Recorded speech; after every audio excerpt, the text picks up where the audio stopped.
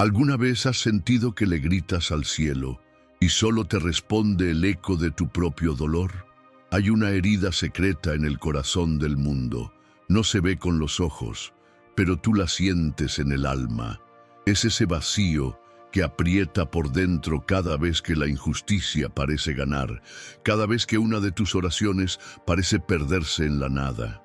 En el centro de esa herida, casi siempre, hay un silencio que pesa, que confunde, que se siente como un abandono. El silencio de Dios. Ese silencio alimenta la pregunta más peligrosa y más humana de todas. ¿Por qué? ¿Por qué la vida duele tanto? ¿Por qué personas buenas, personas como tú, enfrentan tormentas que parecen no tener ningún sentido? Y si te dijera que la respuesta no está en una fórmula, sino en una historia tan poderosa que fue el centro de una apuesta en los cielos. La historia de un hombre que lo perdió todo, no para ser castigado, sino para demostrar el verdadero valor de la fe cuando ya no queda nada. Lo que vas a descubrir hoy no es solo un relato antiguo, es un espejo de tus propias batallas y quizás la respuesta a ese silencio que tanto te inquieta. Si tú también has sentido esa herida y buscas una luz en la oscuridad, demuestra que eres parte de esta comunidad de buscadores. Deja tu like para que este mensaje de esperanza llegue a más almas que lo necesitan. Suscríbete ahora para que sigamos creciendo juntos en esta fortaleza espiritual.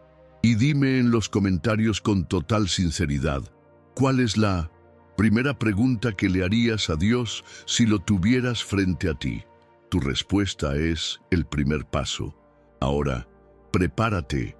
El viaje que puede cambiar tu forma de ver el dolor está a punto de comenzar. Para entender la historia que estás a punto de escuchar, debemos despojarnos de nuestro tiempo y viajar a través de las arenas de la memoria hasta la lejana tierra de Uz. Una tierra de colinas suaves, teñidas del color del oro viejo, bajo un cielo inmenso, tan azul y profundo que parecía un océano invertido. El aire allí era seco y olía a polvo antiguo y a las promesas de la lluvia lejana.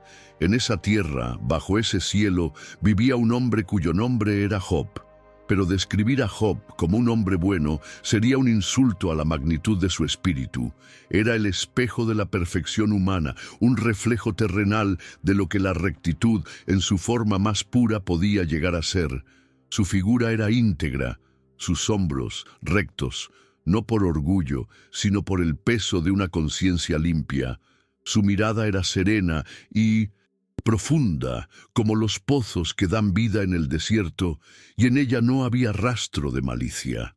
Se apartaba del mal, no por un temor servil al castigo, sino por un amor profundo y reverente hacia el orden y la belleza de la creación. Comprendía, en un nivel que pocos alcanzan, que el mal era una disonancia, una nota deliberadamente agria en la majestuosa sinfonía divina, y él, en su libertad, se rehusaba a interpretarla. Su vida era un testimonio visible, una manifestación tangible de la bendición de Dios. 10 hijos, 7 varones y 3 mujeres eran la corona de su existencia. Sus risas no eran solo un sonido, sino la melodía misma que daba vida a su hogar, un eco de la alegría del paraíso. Eran 10 estrellas en su constelación particular, y él las amaba con una devoción que era a la vez feroz y tierna. Cada noche, antes de dormir, repasaba sus rostros en su mente, encomendando a cada uno a la providencia. Su riqueza era legendaria, no acumulada por la garra febril de la codicia, sino florecida como un jardín bajo la mano de la sabiduría y el trabajo honesto. 7.000 ovejas se movían como nubes blancas y vivientes por sus pastizales. Su balido era una oración constante de prosperidad. 3.000 camellos, las nobles naves del desierto, transportaban su reputación de hombre justo y generoso más allá de las fronteras, hasta las tierras de Saba y las costas lejanas. 500 yuntas de bueyes araban sus campos fértiles abriendo la tierra para recibir la semilla con la promesa de cosechas abundantes, y 500 asnas, humildes y trabajadoras, servían a su numerosa casa. Era, sin lugar a dudas, el hombre más grande de todos los hijos de Oriente. Pero la piedad de Job no era un adorno para ser visto, no era una capa de virtud superficial. Su fe tenía raíces profundas y secretas, lejos de la mirada de los hombres. Cuando sus hijos e hijas, en la plenitud de su juventud, celebraban sus banquetes, turnándose en sus casas en un ciclo de alegría y comunión, el corazón de Job, en lugar de descansar en el orgullo, se llenaba de un temor sagrado. No desconfiaba de sus hijos, a quienes había criado en la virtud, sino que conocía la fragilidad del corazón humano.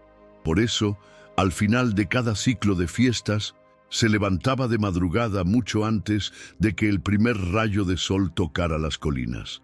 El mundo aún estaba envuelto en el manto grisáceo y silencioso del alba.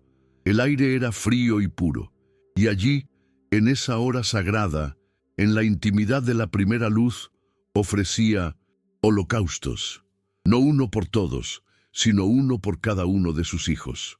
Mientras el humo del sacrificio ascendía en una columna recta hacia el cielo silencioso, él susurraba en su corazón: quizás mis hijos hayan pecado.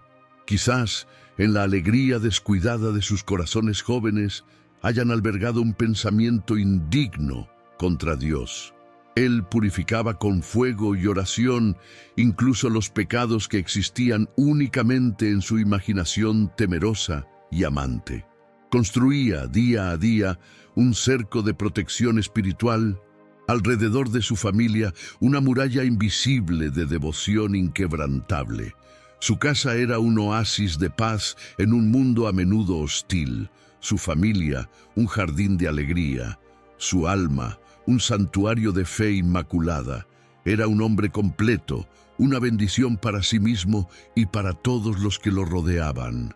Pero en los reinos invisibles, en la dimensión donde las realidades celestiales se tejen y los destinos de los hombres se pesan en la balanza de la eternidad, el testimonio de este hombre justo en la tierra estaba a punto de convertirse en el centro de una apuesta cósmica. Un drama tan profundo que haría que los cielos mismos contuvieran la respiración. Y aconteció un día fuera de los días del hombre, un momento suspendido en el flujo eterno. En ese día, los hijos de Dios, seres de luz y poderío ancestral, vinieron a presentarse delante del Señor. Imaginen la escena, no con la simpleza de nuestras pinturas. No eran ángeles con alas de plumas blancas, sino constelaciones de conciencia, pilares de fuego y sabiduría pura. Entidades que gobernaban las mareas, que guiaban a las estrellas en sus cursos, que custodiaban las leyes de la creación. Se presentaron ante la fuente de toda existencia, y un silencio hecho de poder y reverencia absoluta llenaba la corte celestial. Un silencio que era en sí mismo una sinfonía de adoración. Y entre ellos vino también el Satán. Es crucial que entiendan esto. Su nombre en el hebreo antiguo no significa la encarnación del mal absoluto, como lo inconcebimos hoy. Significa el adversario, el acusador. Su rol no era oponerse a Dios en poder, sino servir a un propósito dentro de su corte. Él es el fiscal cósmico, una figura sombría cuyo oficio es rondar la tierra, caminar entre los hombres, observar las fisuras en la creación, probar la solidez de la virtud humana y presentar sus acusaciones formales ante el trono divino. No es el opuesto de Dios, es una de sus criaturas, parte de su consejo, un instrumento afilado y terrible de un propósito mayor y más misterioso. Su presencia en la corte introduce una nota de escepticismo, una sombra de duda en el brillo cegador de la santidad celestial. Y el Señor, conocedor de todos los corazones y de todos los caminos, se dirigió al adversario con una voz que contenía el eco de la creación misma. ¿De dónde vienes? Con una lógica fría y desapasionada, la voz del acusador cortó el silencio reverente, de rodear la tierra y de andar por ella. Él es el observador incansable, el auditor de la humanidad, siempre buscando la falla, la hipocresía oculta bajo el manto de la piedad, la grieta en la armadura de la fe. Entonces el Señor, con una voz que contenía el sonido de galaxias girando, formuló una pregunta que sellaría el destino de Job, una pregunta que resonaría por toda la eternidad. ¿No te has fijado en mi siervo Job? No hay otro como él en la tierra, varón perfecto y recto, temeroso de Dios y apartado del mal. Había un orgullo divino en aquellas palabras, la alegría del Creador en su más fiel criatura, la satisfacción del artista ante su obra maestra. El adversario respondió, y sus palabras eran como el goteo lento de un veneno sutil. Había un cinismo antiguo y amargo en su voz, la incredulidad de quien ya ha visto imperios de virtud derrumbarse con un simple soplo de adversidad. ¿Acaso teme Job a Dios de balde? La pregunta quedó suspendida en el aire, cargada de veneno. ¿No le has cercado de protección a él y a su casa y a todo lo que tiene? Al trabajo de sus manos has dado bendición, por tanto sus bienes han aumentado sobre la tierra. La acusación era brutal en su simplicidad. La fe de Job no es pura, es una transacción comercial. Él te alaba porque tú le pagas generosamente para hacerlo. Su piedad es un producto de su prosperidad. Elimina la comodidad, retira la bendición, y esa fe que tanto celebras se derrumbará como un castillo de arena ante la primera ola. El desafío quedó suspendido en el aire, pesado y terrible. Pero el acusador continuó, y su voz se convirtió en un silbido peligroso, una propuesta que heló la luz de la corte. Extiende ahora tu mano y toca todo lo que tiene. Quítale a sus hijos, su ganado, su reputación, su paz. Desgarra el cerco que has puesto a su alrededor, y verás si no blasfema contra ti en tu misma presencia. Un silencio profundo, más denso que el anterior, se instaló en la asamblea celestial. Los hijos de Dios observaban, conscientes de la gravedad infinita de aquel momento. La integridad de un solo hombre en un pequeño planeta se había convertido en el punto de prueba de una cuestión eterna. ¿La humanidad ama a Dios por quién es Él o solo por lo que Él da? Entonces el Señor, en su soberanía inescrutable y terrible, otorgó su permiso. Su voz no era de ira, sino de una certeza calma y absoluta, la certeza de quien conoce el final desde el principio. He aquí, todo lo que tiene está en tu mano, solamente no pongas tu mano sobre él. La apuesta estaba sellada, el límite establecido, y el adversario, con el permiso divino en sus manos invisibles, se retiró de la presencia del Señor. Descendió de los reinos celestiales como una sombra, trayendo consigo una autorización para desatar el caos, listo para probar la fortaleza del cerco de devoción que Job había construido, ladrillo a ladrillo, alrededor de su vida. El telón estaba a punto de abrirse para el primer acto de una tragedia de proporciones cósmicas. Y el día llegó, un día como cualquier otro en la apacible, y en tierra de Uz. El sol trazaba su curso habitual en el cielo, un disco de fuego blanco sobre la tierra dorada. El aire vibraba con el canto de las cigarras. Los siervos de Job trabajaban en los campos, sus espaldas dobladas bajo el calor, pero sus corazones contentos. Y los hijos e hijas de Job estaban de fiesta en la casa de su hermano primogénito, comiendo, bebiendo vino, inmersos en la alegría inocente y despreocupada de su juventud. Job quizás se encontraba en su casa, el corazón en paz, contemplando desde su ventana la generosidad de Dios, manifestada en cada rincón de su vida. Entonces llegó el primer mensajero. No caminó. Corrió como si la misma muerte lo persiguiera. Sus pies descalzos levantaban nubes de polvo. Su rostro era una máscara de pánico y agotamiento. Sus ropas estaban rasgadas, no por luto, sino por la desesperación de su huida. Irrumpió en la presencia serena de Job, cayendo de rodillas, sin aliento, su voz embargada por el terror. «Señor», jadeó, «los bueyes estaban arando y las asnas paciendo cerca de ellos». Comenzó pintando una escena de absoluta normalidad, haciendo el golpe aún más brutal. Y acometieron los sabeos y se los llevaron, y mataron a los criados a filo de espada. Solamente escapé yo para darte la noticia. Job apenas tuvo tiempo de procesar la magnitud de la pérdida, de sentir la primera punzada helada de la ruina, cuando otra figura apareció en el horizonte, corriendo de una forma aún más desesperada, como si huyera de un terror que no era de este mundo. El segundo mensajero. Su piel estaba ennegrecida por el humo, sus ojos desorbitados de horror. Olía a ceniza y a carne quemada. Y antes de que el primero pudiera levantarse, el segundo gritó su mensaje. Fuego de Dios cayó del cielo. Mientras aún hablaba el primero, llegó este y dijo: Fuego de Dios cayó del cielo, que quemó las ovejas y a los pastores y los consumió. Solamente escapé yo para darte la noticia. Fuego de Dios. Las palabras resonaron en la mente aturdida de Job como un martillazo. No un accidente, no un ataque enemigo, sino un acto que parecía venir directamente de los cielos. El cerco de protección estaba siendo violado desde adentro. La confusión, un veneno helado, comenzó a mezclarse con el dolor.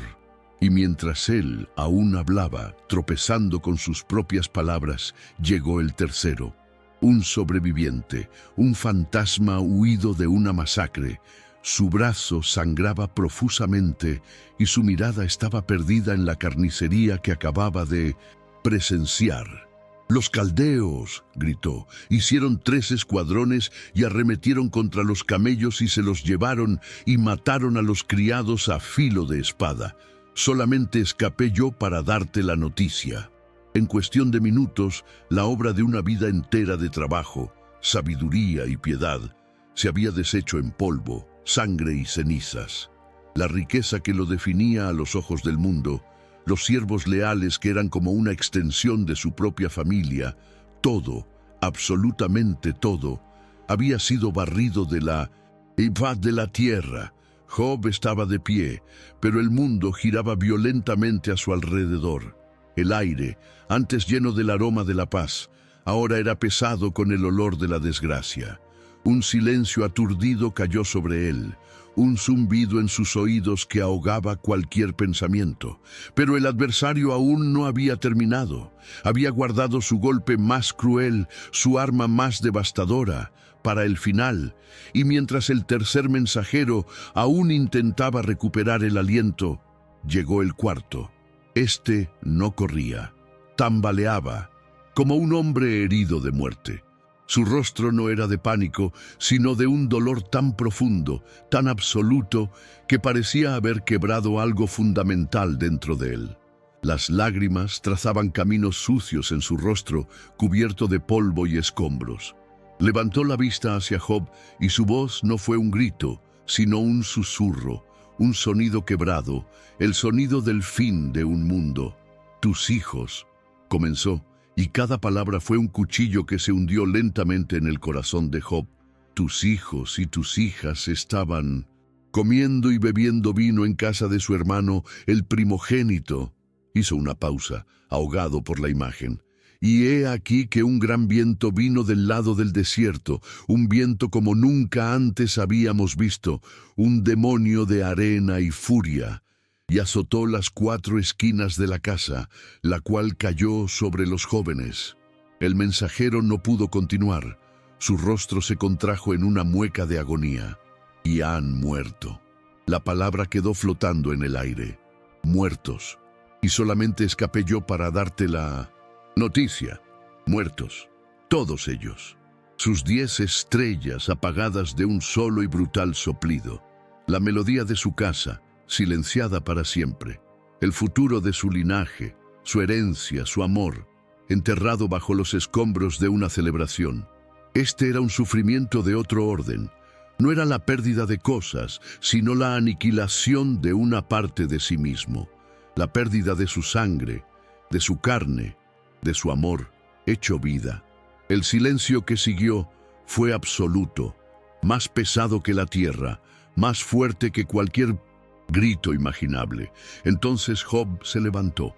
Se movió lentamente como un hombre muy anciano, cada movimiento una eternidad de dolor. No gritó, no maldijo al cielo. Con una precisión terrible y deliberada, ejecutó los rituales ancestrales del dolor. Rasgó su manto, y el sonido de la tela partiéndose fue el único sonido en el universo. Rapó su cabeza, dejando caer al suelo el cabello que un día representó su honor y su vitalidad. Y entonces se postró en tierra. No cayó en desesperación, se postró en un acto de adoración.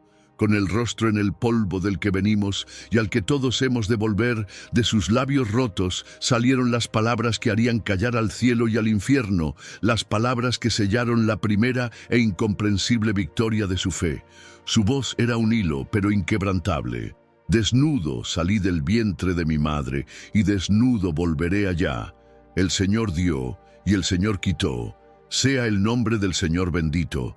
En todo esto, en medio de la ruina humeante de su mundo y el océano infinito de su dolor, no pecó Job, ni atribuyó a Dios despropósito alguno. La primera ola de la tormenta, una ola de fuerza apocalíptica, había pasado. Y el mástil de su fe, aunque azotado y crujiendo, permanecía en pie. El acusador había perdido la primera apuesta, pero la noche aún era joven.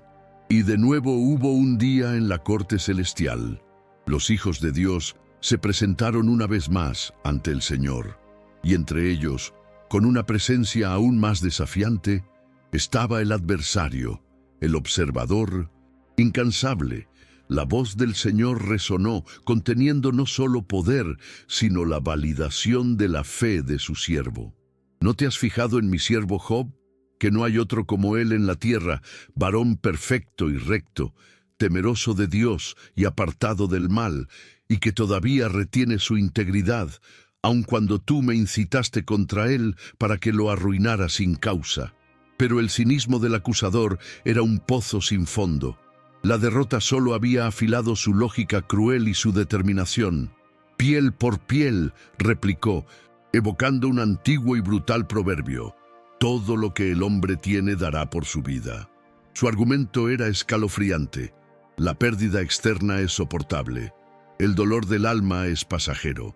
Pero el dolor del propio cuerpo, la agonía incesante de la propia carne, esa es la prueba final, la que desnuda el alma de toda pretensión. Su voz se convirtió en una invitación siniestra. Extiende ahora tu mano y toca su hueso y su carne. Hiere su cuerpo, que es el templo de su alma, y verás si no blasfema contra ti en tu misma presencia. La apuesta se elevó a un nivel de crueldad inimaginable. La prueba pasaría del mundo exterior al santuario interior del cuerpo de Job. Y de nuevo, con una soberanía que está más allá de nuestra comprensión, Dios concedió el permiso, estableciendo un nuevo y último límite. He aquí, Él está en tu mano, mas guarda su vida. Y el adversario se retiró, llevando consigo el permiso para infligir un dolor físico absoluto. Descendió sobre la tierra de Uz, no con fuego, ni con viento, sino con el soplo silencioso y pestilente de la enfermedad, e hirió a Job con una sarna maligna, una plaga que floreció en su piel, desde la planta del pie hasta la coronilla de la cabeza. Imaginen la agonía, no una herida limpia, sino miles de ellas, pústulas que picaban con un fuego infernal, que se rompían supurando, infectándose, atrayendo a las moscas. Su piel, antes sana y fuerte, se convirtió en un paisaje de dolor y corrupción. Él, el gran Job, el príncipe de Oriente, fue expulsado de la compañía de los hombres. Su presencia se volvió insoportable. Su lugar ahora era sobre un montón de ceniza, un basurero en las afueras de la ciudad, un lugar de luto y desecho. Y allí se sentaba, día tras día, noche tras noche, un hombre otrora hermoso, transformado en una figura de repulsión, tomando un trozo de teja, un pedazo de cerámica rota, para rascar la materia de sus heridas, en un intento vano y miserable de aliviar la comezón y el dolor incesantes.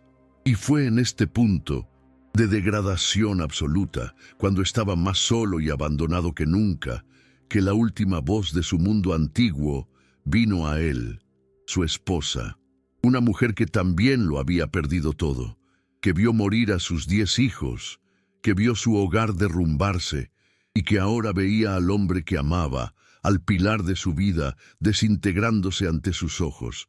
Su fe se había quebrado bajo el peso de un dolor demasiado grande para ser soportado.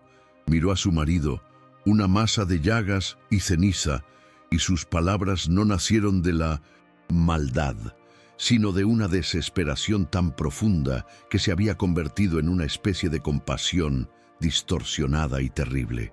¿Aún retienes tu integridad?, le dijo con la voz ronca de tanto llorar.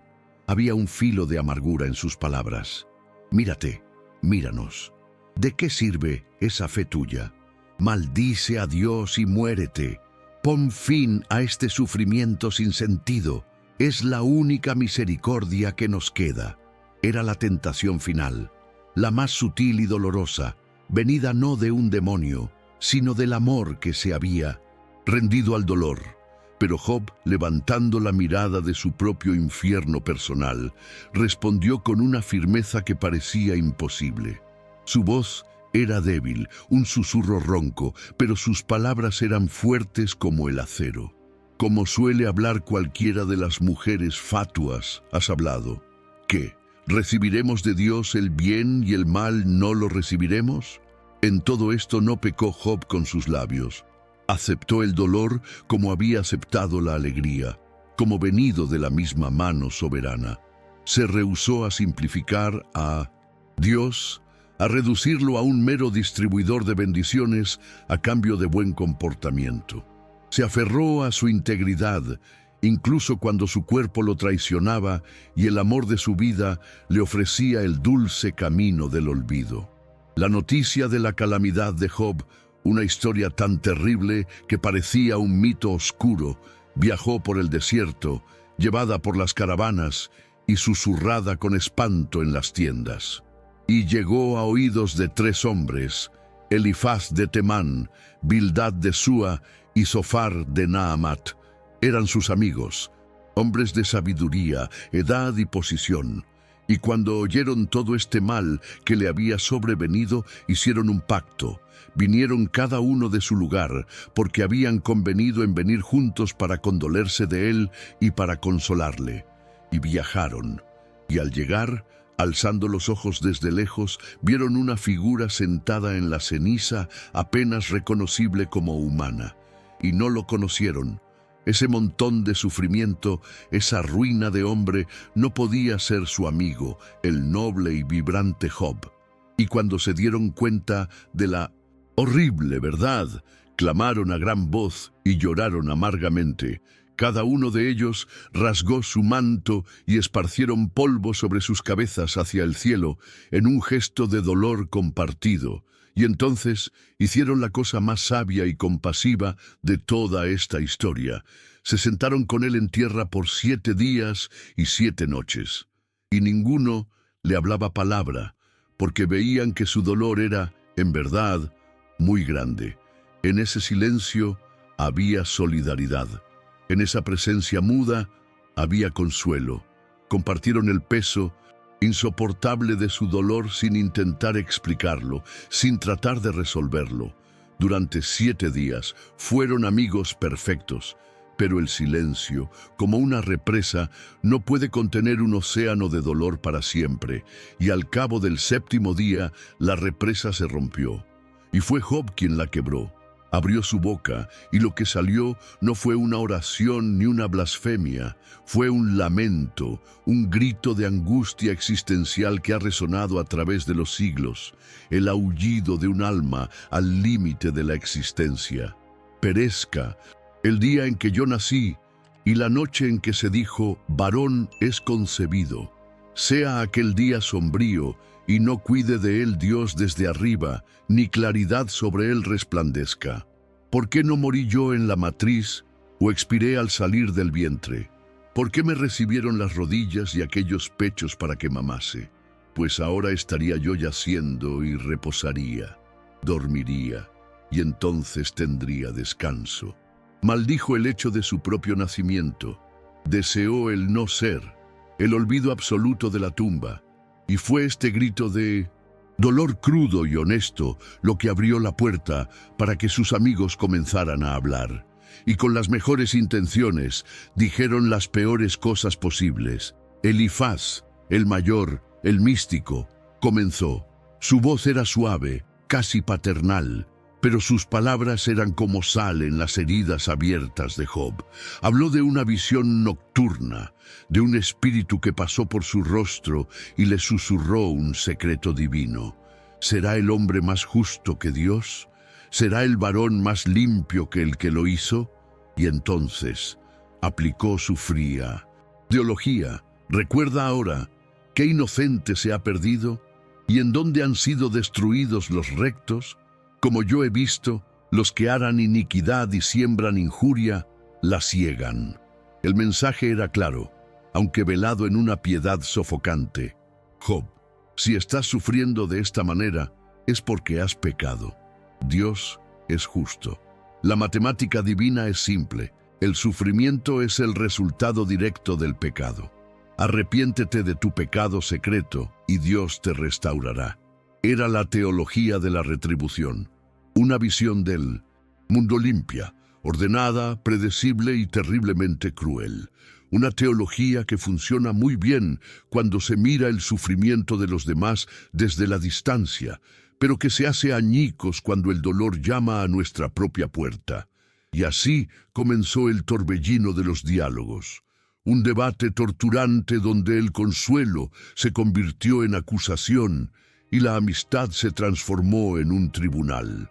Lo que siguió fue una tormenta de palabras, 3 ciclos de discursos donde los amigos, uno por uno, martillaban la misma tecla con una fuerza creciente, y Job, solo en su montón de ceniza, rebatía cada golpe con la fuerza de su propia y dolorosa verdad. Bildad, el tradicionalista, habló a continuación.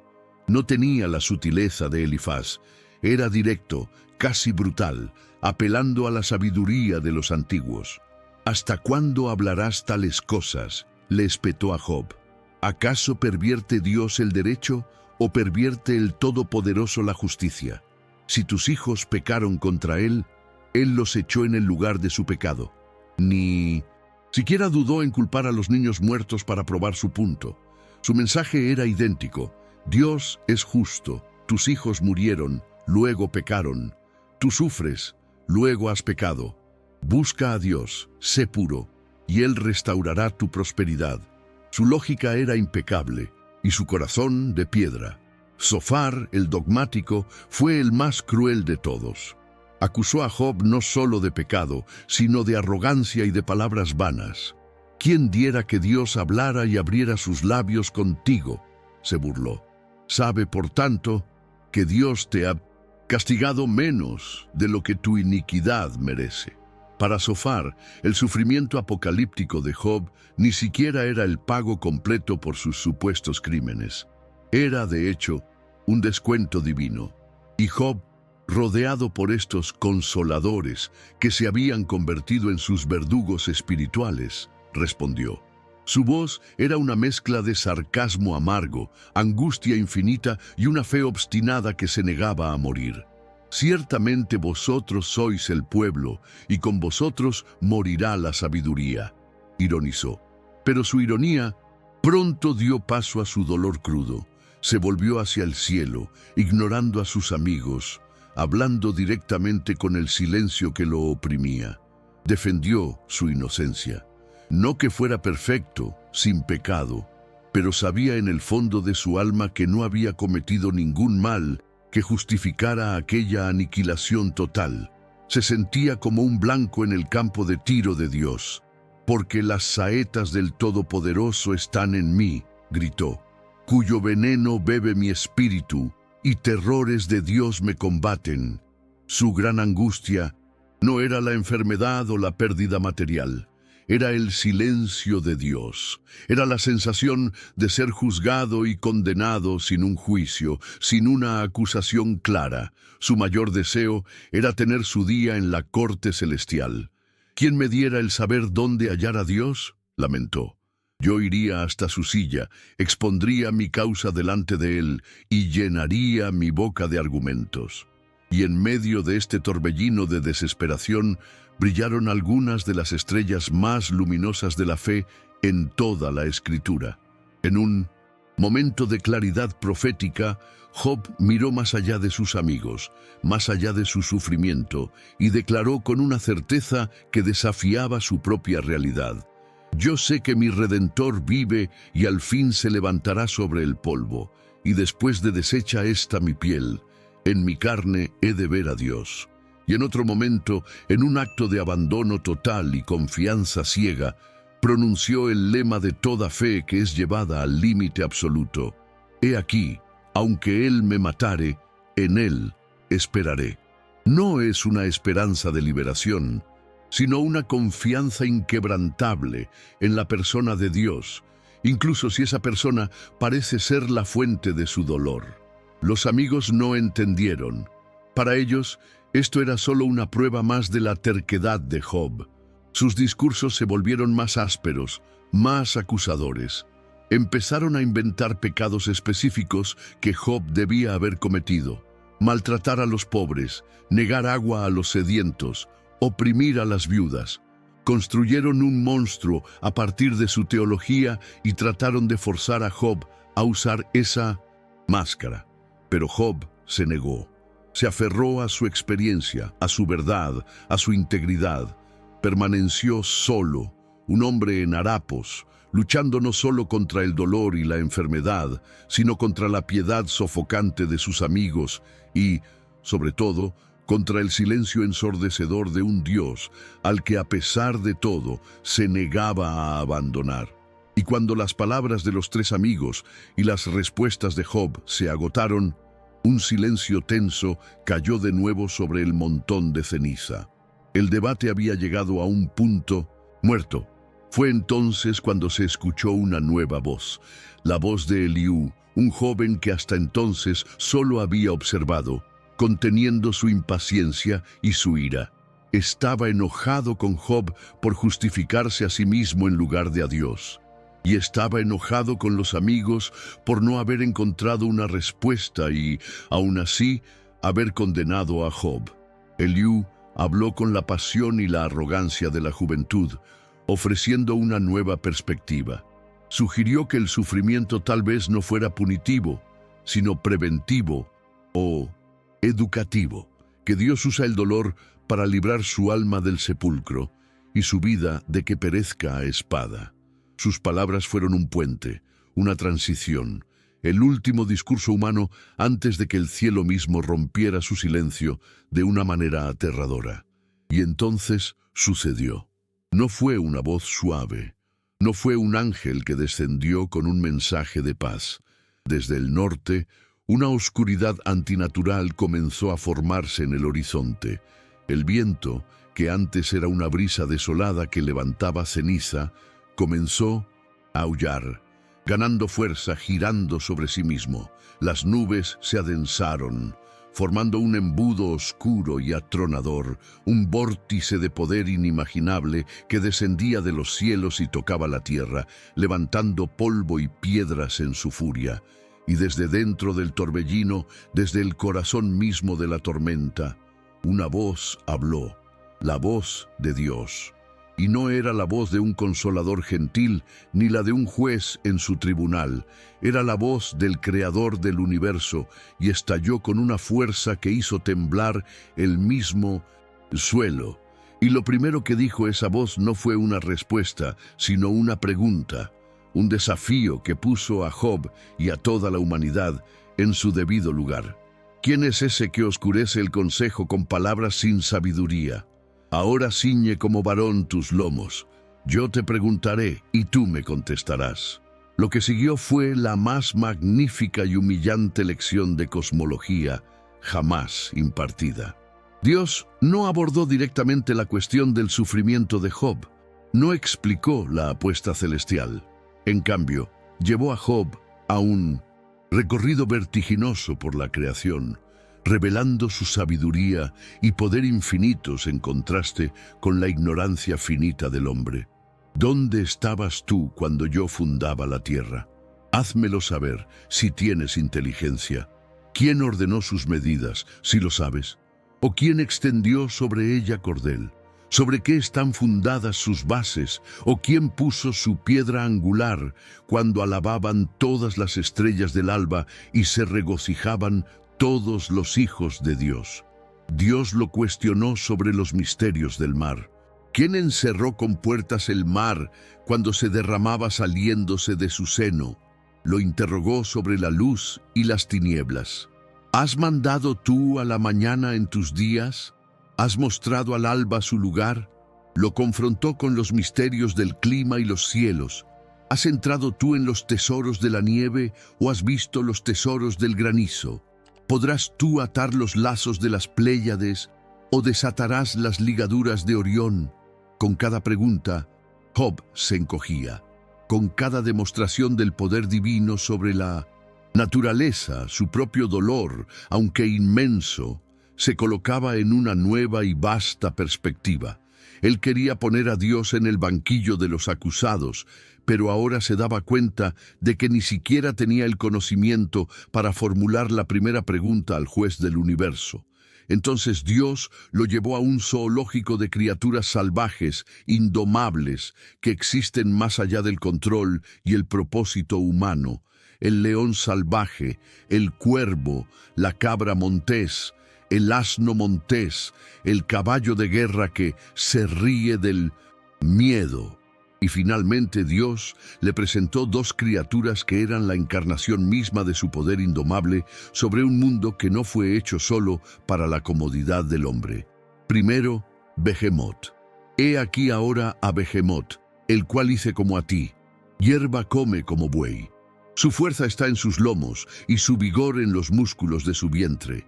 Él es el principio de los caminos de Dios. Behemoth era un símbolo de la fuerza terrestre primordial, inquebrantable, una fuerza que no rinde cuentas al hombre. Y después, el más temible de todos, Leviatán, el monstruo del abismo. ¿Sacarás tú al Leviatán con anzuelo?, preguntó Dios con una ironía divina. De sus estornudos sale un resplandor, de su boca salen hachones de fuego. No hay sobre la tierra quien se le parezca, animal hecho exento de temor. Menosprecia toda cosa alta, es rey sobre todos los soberbios. Leviatán era el símbolo del caos, del poder aterrador que habita en las profundidades, un poder que solo Dios puede dominar. Al presentar estas criaturas, Dios no se estaba jactando. Le estaba enseñando a Job una lección fundamental. El universo es vasto, complejo, peligroso y hermoso, de una manera que la mente humana apenas puede comenzar a comprender. Y él, Job, con toda su rectitud, era solo una pequeña parte de un tapiz inconmensurablemente más grande. La respuesta a su sufrimiento no estaba en una explicación lógica y ordenada, sino en un encuentro abrumador con la majestad incomprensible del Creador de todo. La tormenta pasó, el torbellino se disipó. El silencio que regresó ya no era el silencio del abandono, sino un silencio lleno de una presencia sobrecogedora. Job estaba de pie, o quizás de rodillas, no lo sabemos, pero su espíritu, que antes era desafiante, ahora estaba completamente postrado. Respondió a Dios, y su voz ya no contenía argumentos, solo un reconocimiento humilde y total. Yo conozco que todo lo puedes, y que no hay pensamiento que se esconda de ti. susurró. ¿Quién es el que oscurece el consejo sin entendimiento? Por tanto, yo hablaba lo que no entendía, cosas demasiado maravillosas para mí que yo no comprendía. Y entonces pronunció las palabras que marcaron el punto de inflexión de su alma, el verdadero clímax de su viaje espiritual. De oídas te había oído, mas ahora mis ojos te ven. La fe de Job, antes basada en la tradición, en la reputación, en una teología correcta, se había transformado. Ahora se basaba en la experiencia directa, en el encuentro personal. No recibió una respuesta, recibió una revelación. No entendió el porqué de su sufrimiento, pero encontró a Dios en medio de él. Y esa visión, ese encuentro, lo cambió todo. Por tanto, concluyó, me aborrezco y me arrepiento en polvo y ceniza. Este no es el arrepentimiento de un pecador que confiesa sus crímenes. Es el arrepentimiento de lo finito ante lo infinito. Es la humillación del hombre que finalmente se da cuenta de su propia pequeñez y de la grandeza insondable de Dios. Se arrepintió de su presunción, de su ignorancia, de haber intentado medir el océano de la divinidad con el dedal de la razón humana. Y habiéndose humillado Job, la atención de Dios se volvió hacia los tres amigos, y su voz, ahora tranquila pero firme como una montaña, trajo un juicio sorprendente.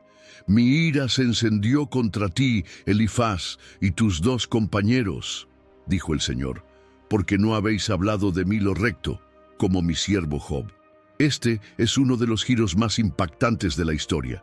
Job, con sus gritos, sus dudas, su rabia y su honestidad brutal, estaba más en lo recto a los ojos de Dios que sus amigos, con su teología ortodoxa, piadosa y perfectamente equivocada. Porque Job, en su dolor, nunca abandonó la relación. Luchó con Dios, le gritó a Dios, lo cuestionó, pero siempre habló a Dios. Los amigos, en cambio, hablaban acerca de Dios, defendiendo una caricatura, un ídolo de justicia retributiva que no era el Dios vivo y verdadero. Eligieron la teología sobre la compasión, el sistema sobre la persona.